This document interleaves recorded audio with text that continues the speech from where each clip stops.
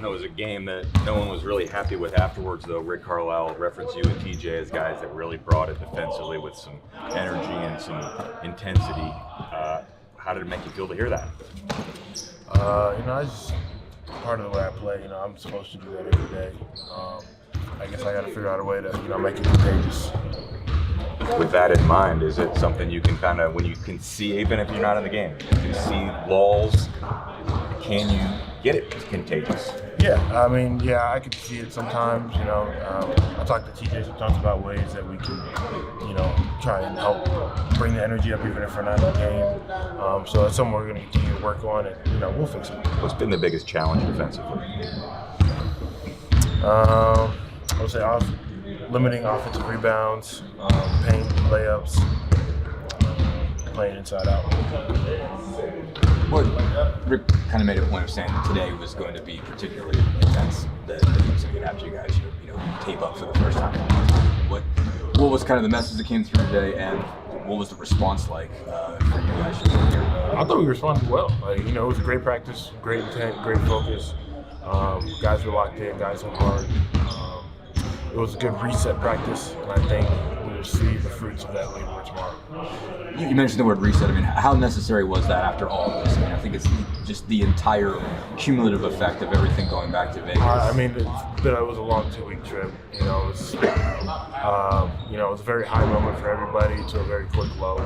So it's good to be home. It's good to be able to get in here, get a good day of practice in, work on what we need to work on, and be able to show it tomorrow. What's the key to putting those 4 losses behind you and trying to get a win tomorrow? It's an 82-game season. We got a lot of games to play. And, these 4 games, they will come back to haunt us at the end of the season. We know that, but, we're going to have to make up for it somewhere that we can. You get another chance at Charlotte after that 1-point loss earlier in the season. What's the key against the Hornets? We'll be ready. We'll come out with effort, energy. We'll play together. We'll play our game. And, we'll play some defense. We've heard that word contagious a lot the last couple of days in terms of energy. Is it like responding to someone else having energy? Is it something you say in a stoppage? What does it take for that to spread? I would say it could be as simple as one person. Their energy and what they say, their actions. How they approach the game, and it is contagious. If one person, dives on the floor and gets a loose ball and picks up everybody 1 through 15. What you guys, you and TJ, and guys who tend to take defense more seriously, continue to say it's about taking it personal. How do you make other guys take it personal, I guess? What was that? But you guys are used to that. That's who you've been as a player your whole life. TJ the same, Andrew the same. How do you get that across the guys who tend to be more offensively oriented? I'd say just come from time. Learning experiences. Everybody in here is competitive. Everybody wants to win. Everybody's going to do what's necessary to win. So, as a unit, we're going to come together. We're going to play with defense. We're going to play with energy and passion. It was much needed. What was your focus, if anything, on the defensive side? Any specific skill or anything? Yeah, a lot on defense, a lot on basics, and it's been a while since we've had the opportunity to do things live in a practice situation, so it was very much needed. I guess tell us a little bit more about that, as far as just when you don't have a chance to settle down and do something like that. How valuable is it in particular just after this trip, to have a kind of reset button here to get back to doing something normal? Yeah, it's men, not machines. You don't just program NBA players to do things on day one and they just do them the whole year. A lot of things, there's ebbs and flows. A lot of things change. These are habits. Habits have to be worked on continuously, and so we get some live work on them, which is helpful. But we've got a lot to prove. Rick, what are some of the things that defenses are throwing at Tyrese these days to slow him down a little bit? What does he have to do to kind of take that next step? Well, they're getting physical. They're trapping. They're influencing in different directions on the floor. They're playing zone at times. There's a lot of things, and he's got to he's got to go through this. We got to help him. And there's a counter for everything, but there's nothing that can't be countered with ball movement and with purposeful ball movement and player movement. And so in a lot of these situations, I think I mentioned this last night, if not, it was recent. Sometimes just him passing, trusting the pass, continuing to move, getting a live catch-off movement creates a situation that's much more difficult to guard for opposing teams. I mean, this is a team thing too, you know, and we need to be doing things that can positively affect our team. And so when you ask the question about him individually, you know, he's our main guy, he's our main trigger guy.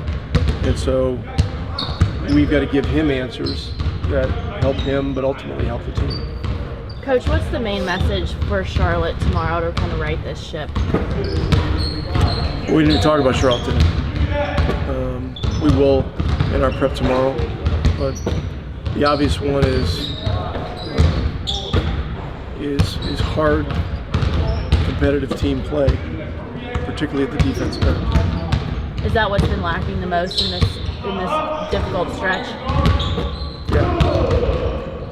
What with Aaron and TJ, the guys keep using as contagious to get their energy and defensive level to kind of spread. What is that, like a show and tell kind of thing? Is that a message at the time? What does it take for something to be contagious and actually spread out?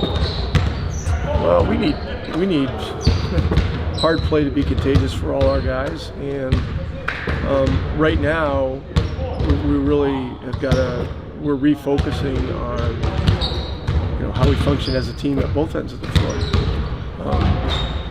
You know, we've gotten so much notoriety for how much we score that an inordinate amount of our attention has gone to the offensive side, and it has to be a balance. And so today we just need to rebalance and address some much needed things with our defensive basics. Or injury to do anything more today? Yeah, those guys are doing better. They're getting closer. No exact timetable. What you obviously talked yesterday, but if it has to be a lineup change, it has to be that. If it has to be a change in style, if we have to slow down, we have to do that. I guess at this level in general, and particularly when you guys are scoring the way that you are scoring, what's kind of the challenge as a coach in getting accountability as far as on the defensive end when you have some guys that are so successful on the opposite end on offense, you know, holding them accountable and still, you know, driving that point home. Part of the answer is to verbally state that you know we're looking much more closely at the defensive end. Another answer is to shake things up. Today we mixed the teams up. I told the guys that, you know, I'm gonna sleep on it. I haven't made any decisions yet. There's every bit of evidence in the world that, you know, a shake-up, you know, would be something that's logical at this point.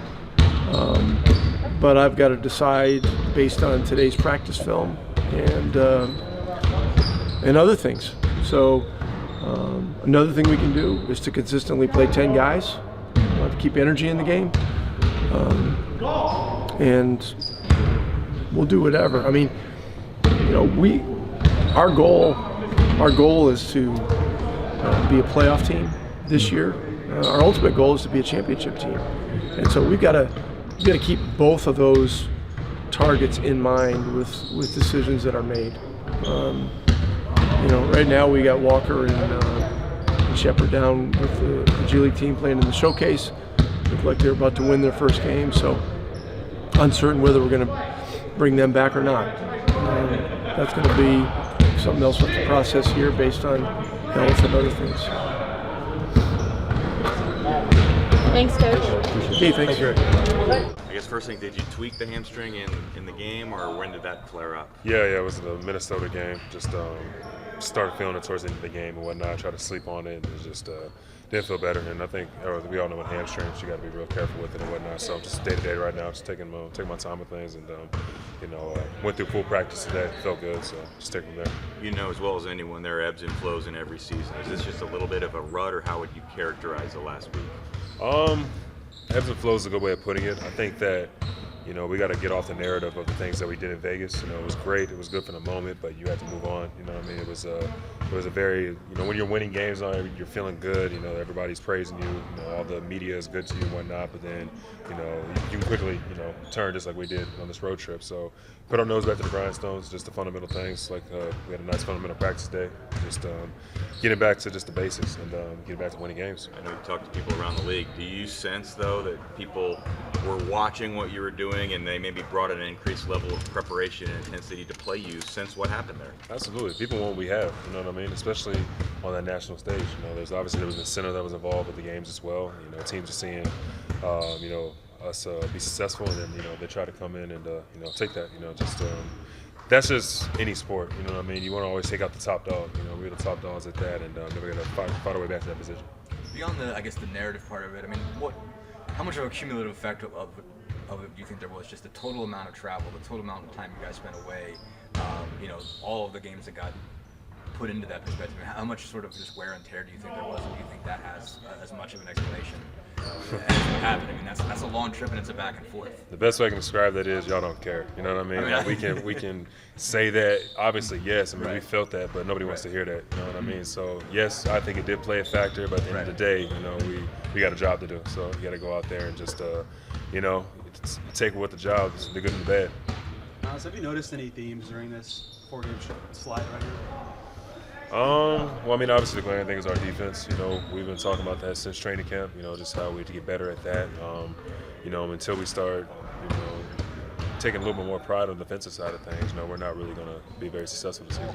Rick said today's practice was defensively focused. Was there anything about pride you worked on, or was it just getting back to the basics, looking at your scheme? It's very competitive, just going at each other and whatnot. It was one of those practices where, put the mouth guards in and tape up, and we just, just went at it. So I think that it was good for us today, good for morale, and good to get that sense of fighting spirit back, within the group. How do you shake off the last 4 losses to make sure you don't make it a 5th tomorrow? You just have to. I mean, it's honestly, it's very easy just to let 2-3 turn to 4, 4 turn to 5, but you can sit here and watch all the film you want, but you just have to get up the schneid eventually. And all it takes is one game sometimes. So one game at a time. We got Charlotte coming up, and then we prepare for that moment.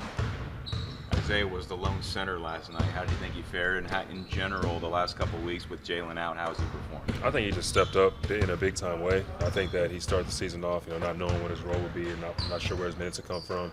And it didn't affect him or his approach. He's in here every day. Him and JB, work on that court right there every single day. And it was very encouraging to see him, not, get down and out about it. He's still himself. He's still springy. He's still blocking shots. Still, grabbing boards.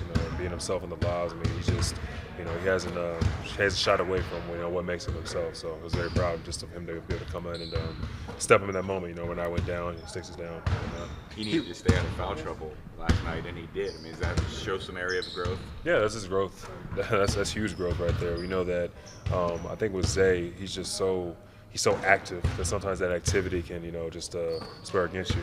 I think you're bouncing all over the place. I mean, you're making the right plays, and you got to just find that level of calmness and whatnot. I think he did a much better job of that last night. Speaking of that, he was saying last night that he felt like early in the season he could get panicky, basically he would overthink, and he said he had veterans come to him and say, you're overthinking it, and he said, I didn't believe it at first, but I needed to hear that from some guys. I guess, were you one of those guys? And I guess, have you seen a change in his mentality? Are you seeing him more confident, more focused, and being able to kind of block something out and just kind of do his job? It's very normal, man. He's a third-year player, someone who's still young in his career and whatnot, and when you start to get those minutes consistently, I mean, to answer your question, yes, I was that guy, but I've been starting since my rookie year basically. Right. So when you have more of those minutes and more of those extended periods of play, all that kind of stuff starts to alleviate itself. But yeah, when you're kind of just thrown in the fire and expected to get things right away, then you can definitely overthink, because we have a new defensive scheme than we did last year.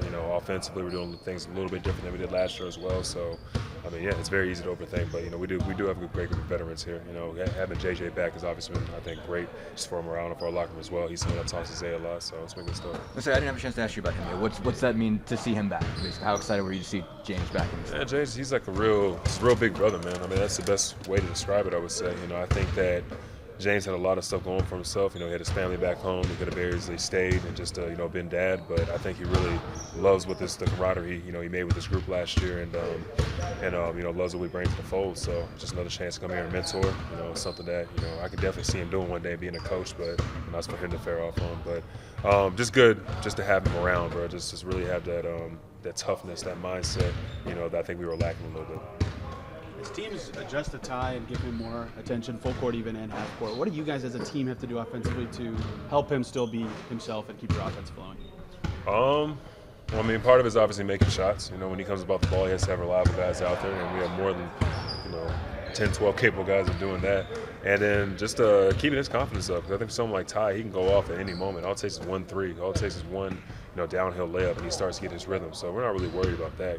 As Ty's seeing what he's going to see in the playoffs. Guys key in on you and whatnot and take away your strengths, make things harder on you. So I'm glad he's seeing all this stuff now. I'm glad he's like the B guy, the main focus of other teams and whatnot, because we're going to need to get these reps early, so we're ready for that at the end of the season. But have you felt or noticed any themes from this 4-game skid that you really feel like you guys need to address? I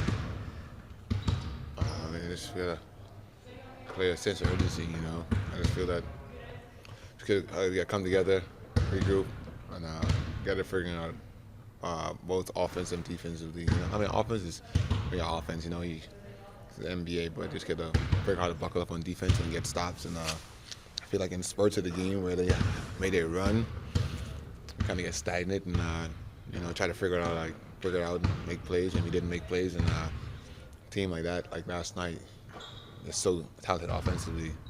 If you miss the opportunity, it could turn into like a 7, 10, 12-point lead, and then you're trying to fight uphill, trying to catch them, and playing catch-up basketball with those teams that has like elite firepower with Paul, Leonard, and James. It's hard to catch up. You should be better defensively. Being back home and having a practice here after the trip you were on, what kind of value did that have? Like Aaron called it a reset for this team. Yeah, you got to reset, man. It's a rare little funk, but I know that the coach does a great job of just keeping us together, and we have a great team, and our team is built on being together and handling the situation the right way, and we're still about 500. We just got to regroup and get a win. When you get a win, and then after that, everything's better, and the energy is better around there. The whole city, the whole team, the organization. Winning cures a lot, so you got to figure out how to get a win and to stop this bleeding. Meaningful for you last night to see some shots go down, have a nice game? Yeah, man, just feel great, man. It was all good shots, man. Sometimes it be like that, You just shots don't fall. It feels good, and like I said, it's good to adjust and be in your own bed, be in your own facilities, and just get to be around people you see normal routine, and it was fun, man. I'm the type of guy that loves the road and never love home, but I can say I miss home a lot. So it was good to be home and just feel welcome, and we're gonna turn around. We do a good job of figuring it out, man. How much of an effect was there just on all that time on the road, basically? Especially you threw in Vegas that wasn't originally part of the plan, I guess. How much do you think that kind of just took out of you guys, just all the bouncing around? I mean, you can make all the excuses in the world, man. Sure. At the end of the day, you gotta understand we're basketball players. This is our job. There's no excuse. There's no crying in basketball. No teams. We are target on our backs and our teams. I was telling everybody, they're home sitting there watching us. Right. That's what every NBA player do. We watch basketball when the finals on. We go watch the finals. We want the playoffs on. We watch the playoffs. When you get kicked out, you go watch the game. Even though you don't want to watch it, you have to watch it because you grow up around it. And teams understand this team is good. They see how he's playing and they're eager to play. So. There's no crying in basketball. You just gotta be ready and accept the challenge, and it's a different challenge, but it's fun. You gotta compete, and we didn't compete against those teams, and we didn't keep ready, and they give it to us. You're talking about the defensive part of it, and Rick's obviously said that that's what it's about, is just competing better. And do you view it as it's just that simple? It's just the mentality's got to be there, and what do you got to do to get that through everybody? You just gotta be 1 through 15, 1 through 17. You just gotta compete, and then you gotta. Just buckle in, man. Winning is hard. preparing is hard. Like, you know, once you get to stick to the game plan, trust our defense, trust everything we got going. Yeah, we've been trusting it when we were winning, you know. So just get figured out and just compete. You've been around Tyrese his whole career. Have you noticed the last couple weeks even more of an effort for defenses to just get the ball out of his hands and take away what he does best? They're trying to be physical. They're trying to get into him, and eventually the game always rewards itself back, you know. And sometimes, man, like good players hit walls. Sometimes, you know, it's not bad, you know. We see a guy like him, a young guy like him, had a crazy run, and like everybody's like, oh, like he's really good. And after that, he scores 19 or 18, is like it's not what like you guys used to seeing. You know, everybody think it's bad, but he's still getting everybody involved. Yeah, he missed a couple shots, but this is the part of the game. You know, he's not gonna score 31, 30, 35 every night. You know, he's gonna have some nights where he shoots bad. You know, and I think that the reality of it that you expect him to be this every night. And yes, he's doing his job, and he has on his plate, and you gotta understand like reality has to set in sometimes. But you know, if he gets doubled, it just means someone else is going to be open, and you're going to Yeah. get some more open looks. Yeah, and we got to make shots when we get open looks, so it's no excuse. So we got to go there, compete, and lock in, and have fun, and focus.